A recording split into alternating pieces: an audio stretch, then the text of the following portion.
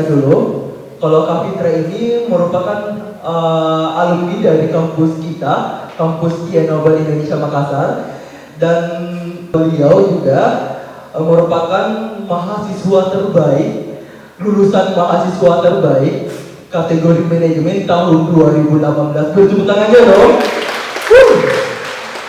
Dan pengalaman kerja Kak Fitra ini pernah magang di Ajinomoto Frozen Food di Jepang, dan pengalaman organisasi Kak Fitra pernah berorganisasi di HIPMI PT Nobel Indonesia Makassar.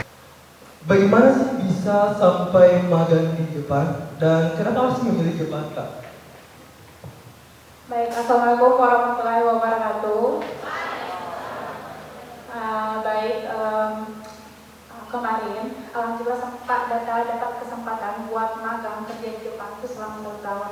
Jadi itu merupakan suatu peluang yang awalnya dari proses awal sebelum ke sana itu kan ada tahap-tahap tesnya.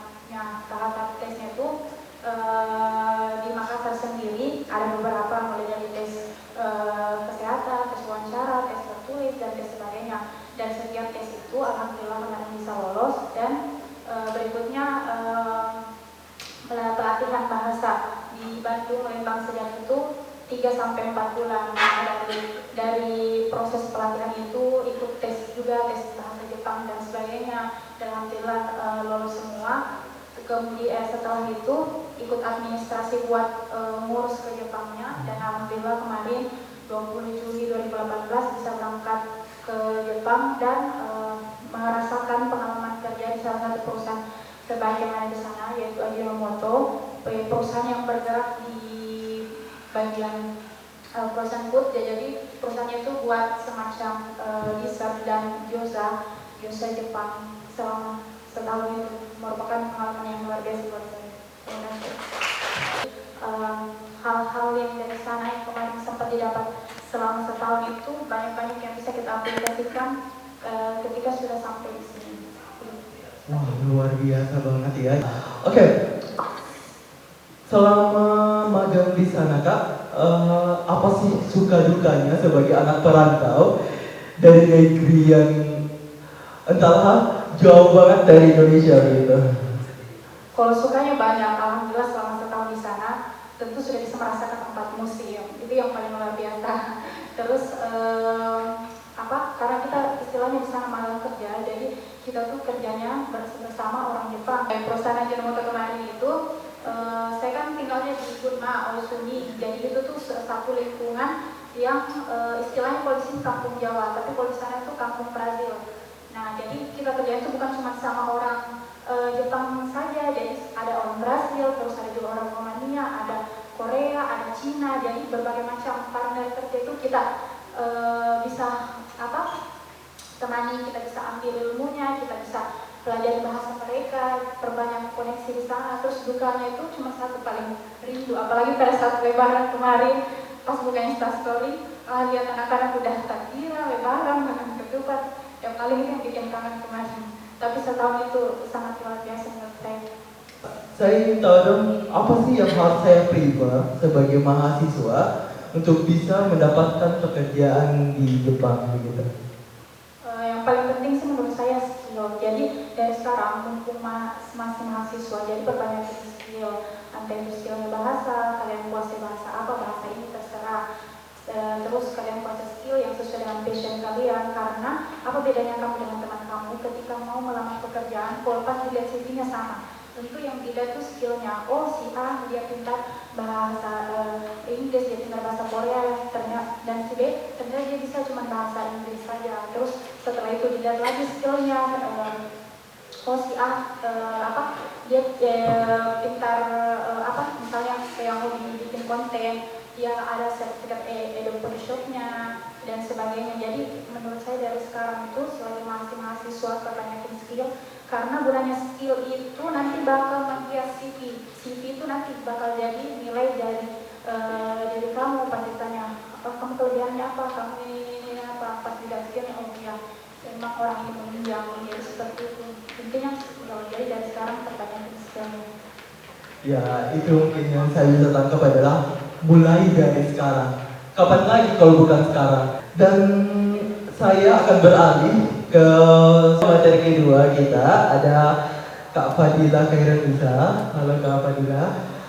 Saya akan membacakan profil Kak Dila dulu sebelumnya. Kak Dila ini dia alumni dari STIA Nobel Indonesia Makassar juga. Prestasi yang pernah diraih, beliau pernah memenangkan 5 besar Duta M3 MOBAC Nasional 2014. Yang kedua, Young Entrepreneur Telkom Icon 2015. Dan yang terakhir ada Noble Entrepreneurship yang Award 2019 pada saat wisuda bulan lalu ya Kak? Iya. Oke. Saya ingin berbincang-bincang sedikit nih Kak. Sekarang kan kita tahu bahwa Kak Dila ini adalah seorang entrepreneurship yang bidangnya itu mengenai hijab, fashion. Jadi bagaimana sih sistem hijab yang kakak tekuni sekarang? Bagaimana bentuk sistem bisnis kakak sekarang? Oke, baik. Assalamualaikum warahmatullahi wabarakatuh. Perkenalkan, saya Fadila Khairunisa, alumni STIA Nobel angkatan 2015.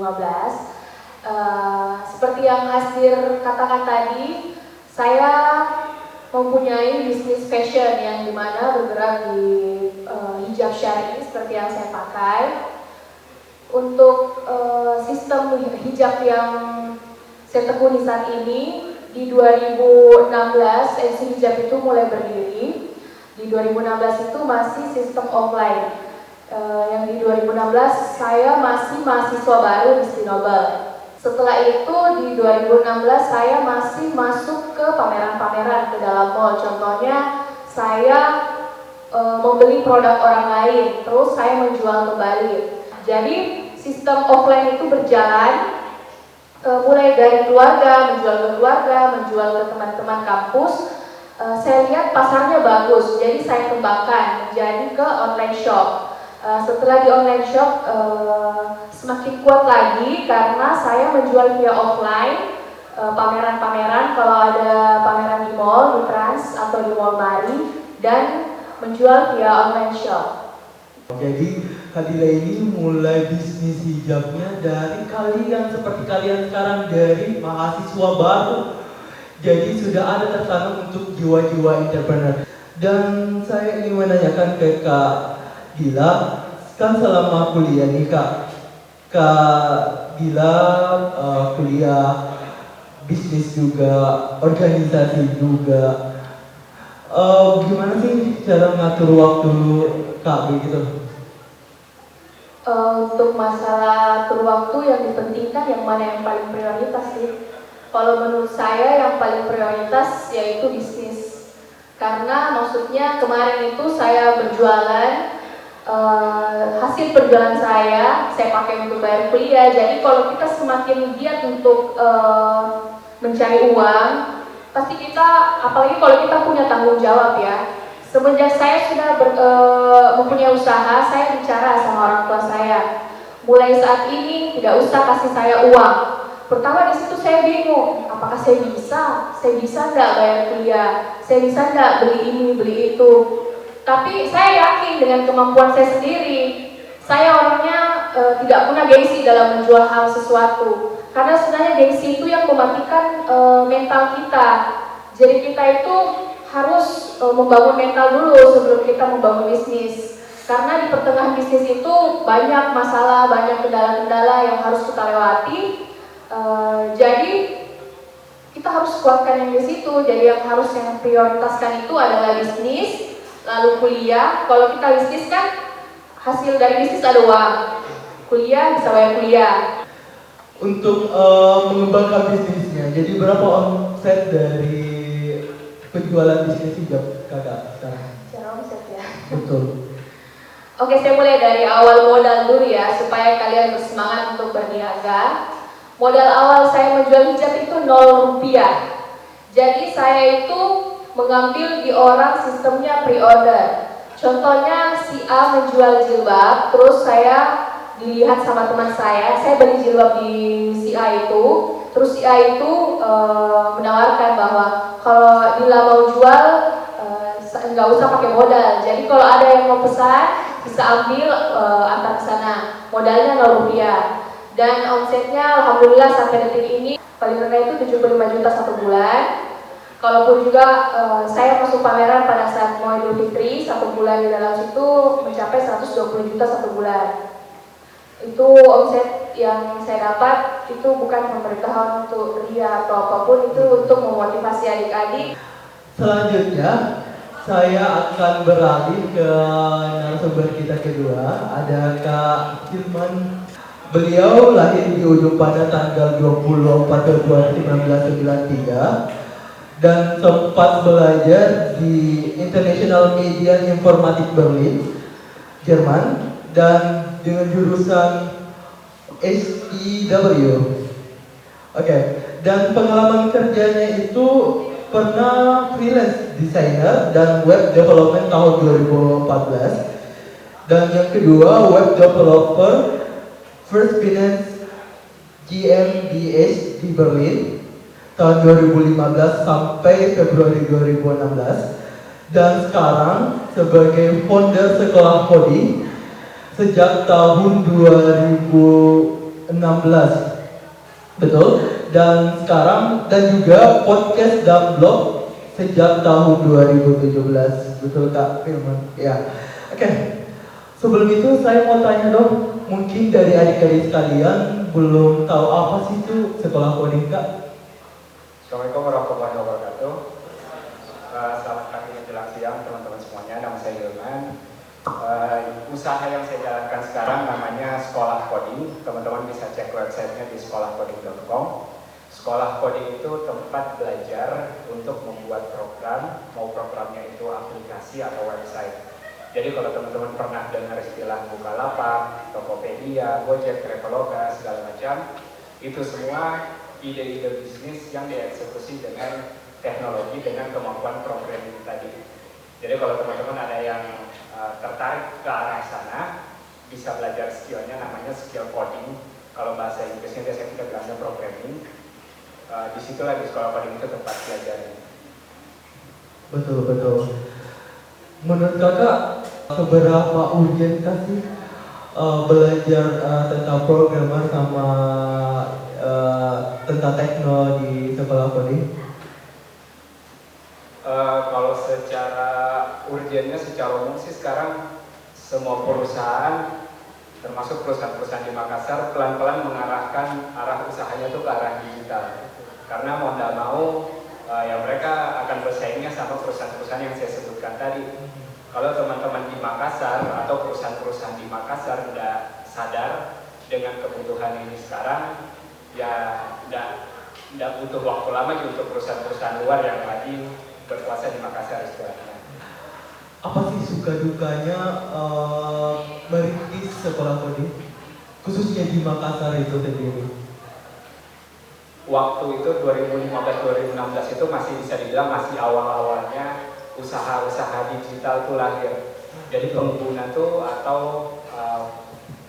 user-user kita itu belum terlalu aware dengan usaha-usaha online. Gojek pun kalau saya tidak salah sekitar 2015 media-media itu belum terlalu tertarik dengan istilah startup digital. Mungkin baru 2-3 tahun terakhir ini. Jadi lebih ke edukasi ke masyarakat atau edukasi ke penggunanya tentang apa sih yang saya buat ini, gimana sih peluang mereka bisa dapat skill atau dapat pekerjaan. Ada yang interest untuk ikut join di sekolah coding, gimana sih caranya Kak? Paling simpel sih langsung buka websitenya sekolahcoding.com. Jadi di situ memang didesain betul-betul untuk bias terhadap latar belakangnya teman-teman, mau masih SMA, mau masih kuliah. Kita tidak bikin kurikulumnya seformal itu, betul-betul siapa yang mau belajar bisa mulai di situ dari nol. Bahkan cerita 2 bulan 3 bulan lalu ada orang dari Jakarta, dia kasus sekolah anaknya masih umur 11 tahun, dia sudah mulai aktif di situ juga. Oh, jadi cara mendeliver pengetahuannya dari sekolah coding gimana? Apa melalui website, YouTube atau gimana? Melalui website sendiri, tapi basisnya itu basis belajarnya video. pada saat mulai di 2015-2016 pun saya manfaatkan YouTube waktu itu. Mungkin sampai setelah setahun 2 tahun berjalan baru mulai bikin programnya sendiri, baru bikin di website sendiri. Tapi di YouTube masih ada varian. Wah, bisa contoh di YouTube ya kak ya. Oke, bagi teman-teman yang ingin bertanya bisa angkat tangannya ke atas. Karena kita untuk sesi kali ini ada hadiahnya loh. Jadi yang ingin bertanya ada hadiahnya. Hadiahnya itu adalah baju dari Aco Store, dan yang kedua ada buku dari founder Ruang Guru Kak Imam. Wow, itu bukunya luar biasa sekali. Saya baca sedikit, sudah sangat terinspiratif, sudah bisa membangun bagaimana pola pikir kalian, bagaimana mental kalian untuk bisa membuat sesuatu hal yang besar. Mereka yang saat ini sedang menekuni bisnis hijab. Pertanyaan saya sederhana, dalam bisnis online, kelebihan dan kekurangan apa saja yang kakak dapatkan dalam kegiatan pemasaran bisnis ini? Terima kasih. Kelemahan dari bisnis online itu adalah bagaimana cara kita mengambil gambar. Contoh kalau saya lagi foto katalog di studio kan ya. Terus sudah itu kita mengambil gambar, menurut kita itu sudah bagus, tapi menurut di mata konsumen itu belum tentu bagus. Di situ kelemahannya. Terus kalau kelebihannya, karena banyaknya orang yang tidak bisa jangkau offline store, bisa belajar via online. Itu saja menurut saya selama ini yang kelemahan yang saya alami, hanya dalam kualitas foto saja. Perkenalkan, nama saya Adi Nuralin Kasmin. Saya dari SMA Negeri 9 Makassar. Pertanyaan untuk Adila, menurut kakak apa sih tantangan yang paling sulit dalam menekuni bisnis hijab? Kakak yang butuh skill yang bagus untuk bisa sukses seperti kakak. Terima kasih. Untuk bisnis fashion itu tantangan yang paling berat itu adalah pada saat saya di pertengahan jalan ditipu oleh penjual kain. Jadi saya ada kunjungan pabrik di Bandung. Setelah kunjungan pabrik kerjasama, setelah itu pas pulang dikirimin 1 kontainer kain. Pas mau dijahit semuanya kainnya robek semuanya. Jadi saya kurang lebih rugi kurang lebih 60 juta 1 kontainer untuk kain konfis tersebut. Masalah dalam bisnis itu banyak, tergantung bagaimana kita mempertahankan bisnis itu. Bisnis itu dimulainya gampang, tapi di pertengahan jalan mempertahankannya itu yang susah. Makanya mental yang harus dibangun itu mental dari dalam batin dulu. Jangan kita nggak boleh jadi orang yang emosian. Kita harus mempunyai kepala dingin untuk menyelesaikan masalah bisnis kita. Karena saya tidak pesimis, saya pasti optimis. Karena saya pikir kalau saya akhiri bisnis, bagaimana cara saya kuliah? Bagaimana cara saya beli barang yang saya mau? Bagaimana saya bisa bahagiakan orang tua saya? Dan seperti yang adik-adik bilang, takaran sukses adik-adik itu jangan pernah dinilai dari uang. Karena uang itu nggak ada batasnya. Ya, nama saya Muhammad Al-Karafi, biasa dipanggil David. Ya. Mengenai tadi tentang bisnis online, ya kadang bisnis online apalagi dalam menghadapi persaingan global, banyak sekali online shop atau toko-toko online itu yang kayak menjual-jualkan seperti hijab syar'i. Nah, bagaimana solusi kakak? Bagaimana inovasi kakak dengan mengembangkan hijab syar'i agar toko-toko online yang sebelah ya itu merasa kakak sebagai pusat, maksudnya sebagai kiblat dari fashion hijabnya. Itu caranya ya tergantung inovasi kembali. Bagaimana caranya adek mau bisnis bikin modelnya seperti apa. Pokoknya kalau mau bikin bisnis hijab atau mau bisnis apapun itu, kalian harus punya ciri khas. Jadi ciri khasnya jangan pernah keluar dari situ.